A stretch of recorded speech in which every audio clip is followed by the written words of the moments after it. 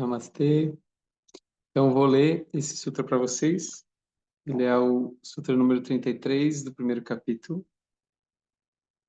dos Yoga Sutras de Patanjali, e ele diz: pelo cultivo de atitudes de amizade dirigida aos felizes, compaixão diante dos infelizes, deleite no virtuoso e equanimidade em relação ao não virtuoso, a consciência retém sua calma imperturbável. Então, primeiro, antes de tudo, ele já coloca que há essa possibilidade de cultivar, de que existe a calma imperturbável na consciência e que dá para reter isso, né? Isso já é uma informação bem importante e uma informação nova para muitas perspectivas sobre a psique e a mente humana. E ele nos propõe dentre outros versos, ele vai falar sobre essa mesma calma. Inclusive, e principalmente, uma questão prática de técnica, a observar o fluxo da inspiração e a expiração, e os intervalos entre expiração e expiração, esse momento de retenção, é uma das formas. Então, ele vai dando várias formas. Tem esse verso, no próximo ele vai dizer ou através da respiração. Porém, esse é um que, indiferente de você praticar qualquer coisa, indiferente de você praticar pranayama, meditação, indiferente de você ter um caminho espiritual, na verdade, ele se torna um ensinamento universal, porque qualquer pessoa, de qualquer credo ou não credo, ela pode se beneficiar dessas atitudes, né? E viver uma vida com mais equilíbrio, e mais saúde mental. Então ele traz esse aspecto de uma atitude de amizade em relação aos felizes. É muito comum quando você vê alguém, né, desfrutando, seja de benefícios materiais, de um relacionamento, de surgir a inveja ou ciúmes. E as pessoas até falam, né, uma inveja boa, uma inveja branca. E não existe, né? Inveja é inveja. Então, a atitude como que você faz com um amigo, né? Numa relação de amizade, você vai ficar feliz por essa pessoa e vai querer e desejar e ter a intenção de que ela consiga desfrutar ainda mais disso. Porém, a gente restringe isso ao que a gente entende como um círculo de amizade, né? E o que esse sutra propõe, e que para mim naturalmente é muito caro, né? Por ter recebido esse nome de Maitreya, que quer dizer amigo, para mim é um caminho espiritual exercer amizade em todas as relações, né? E é basicamente o que ele está propondo, de uma forma geral, às pessoas que são felizes ou estão felizes.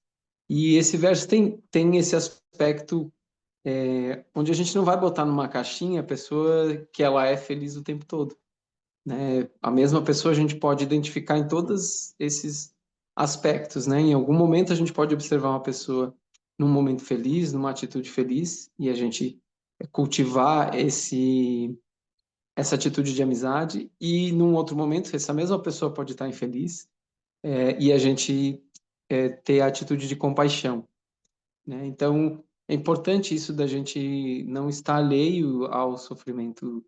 É importante a gente não tá, não ser indiferente ao sofrimento alheio.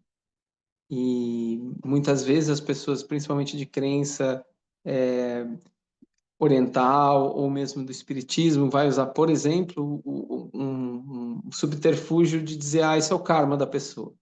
Ou esse é o karma desse povo viver isso. E aí, se é o karma dele, eu não tenho, teoricamente, né, essa atitude eu não tenho que olhar para isso. Eu não tenho que levar em consideração isso, eu não tenho que viver diante, ou reagir, ou digerir, ou ter uma atitude diante desse sofrimento, né? Isso é o que ele está alertando, né? Mesmo se a gente falar em karma, o karma é coletivo. Então, existe um aspecto do karma que é coletivo. Se nós, enquanto humanidade, estamos vivendo guerras, é porque nós todos, enquanto humanidade, somamos atitudes, pensamentos, vibrações que geram essa guerra. Então, todos nós temos uma parcela de responsabilidade. E o karma do outro é o que ele vive, mas como eu vivencio, como eu reajo ao karma da outra pessoa, esse é o meu karma, né? Então não existe essa desvinculação dos karmas, né? Então esse aspecto que às vezes a gente não pode fazer muito pela pessoa de uma forma prática, ou pode fazer pouco, mas essa atitude de compaixão, isso abre o nosso coração, isso abre a nossa mente, isso abre a nossa psique para novas possibilidades, inclusive para possibilidades de como ajudar essa pessoa, ou como inspirar alguém que possa ajudar ela diretamente, ou a situação. E a gente tem a informação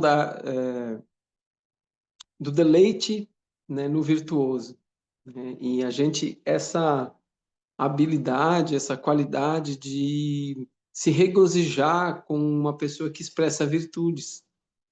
Então, assim, sejam grandes almas, mestres, sejam pessoas que têm atitudes virtuosas. A pessoa pode não ser virtuosa em todos os momentos, mas ela está tendo uma atitude virtuosa e eu me regozijar nisso. Né? Eu senti um prazer, uma alegria, uma gratidão por essa pessoa existir ou por essa pessoa ter esse tipo de atitude. Né? É mais que uma admiração, né? Parte da admiração, mas vira realmente um deleite. Né? A gente sente, né, um prazer, sente essa virtude, né? Essa bondade que a pessoa está expressando, isso, e isso alimenta isso dentro de nós. Né? Isso que é muito importante.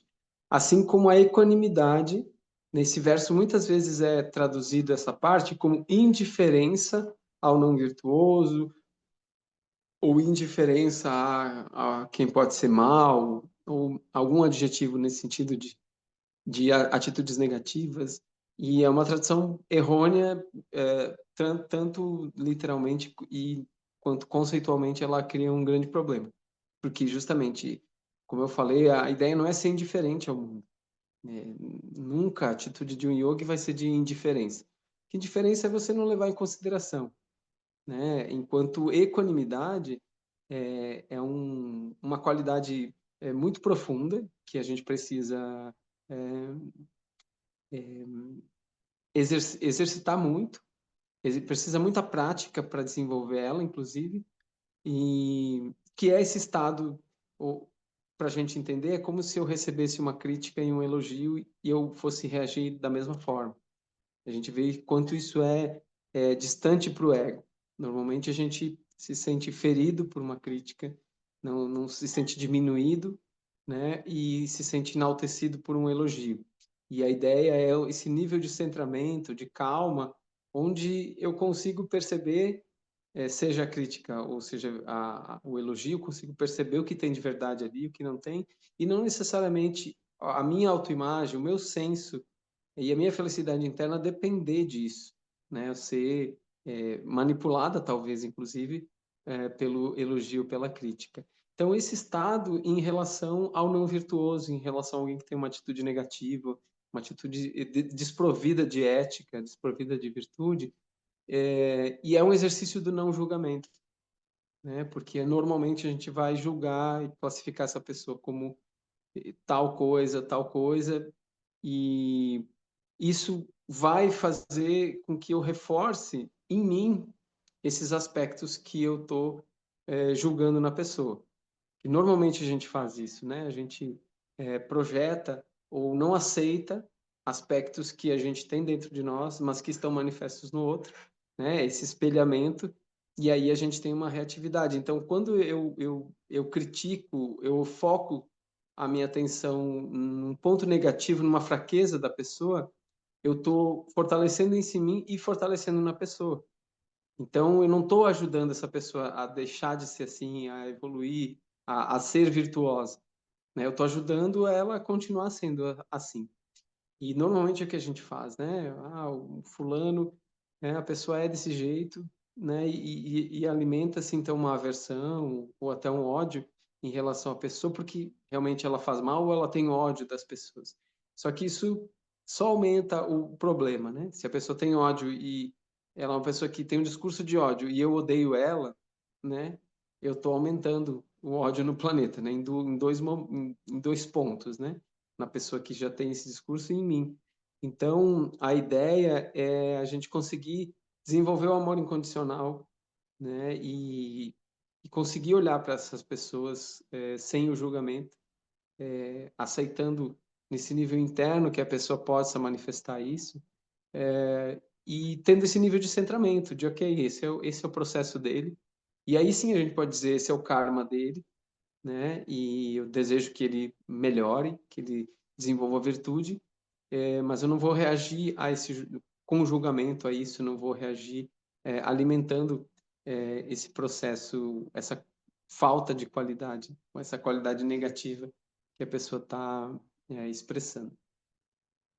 Então esse verso ele se torna especialmente importante e como eu disse na chamada, é um guia que tem norteado, né, a minha forma de estar olhando para o mundo, porque a gente está vendo essa inúmeras formas de intensidades de desafios e de a expressão da não virtude, né, e a exaltação da não virtude, a exaltação da ignorância das pessoas. Então, às vezes, um discurso de ódio ele é admirado, ele é colocado, né, num pedestal, ou a ignorância, a pessoa ser ignorante, ser violenta, também é colocada. Então, a gente está sendo exposto muito mais a isso, né, e principalmente o momento que a gente vive com redes sociais, ele mexe e tem a inteligência, ou pelo menos a habilidade, para mexer com o nosso emocional, né? Então, o algoritmo entende como que a gente se sente revoltado, como a gente se sente indignado, e isso vai chegando para nós.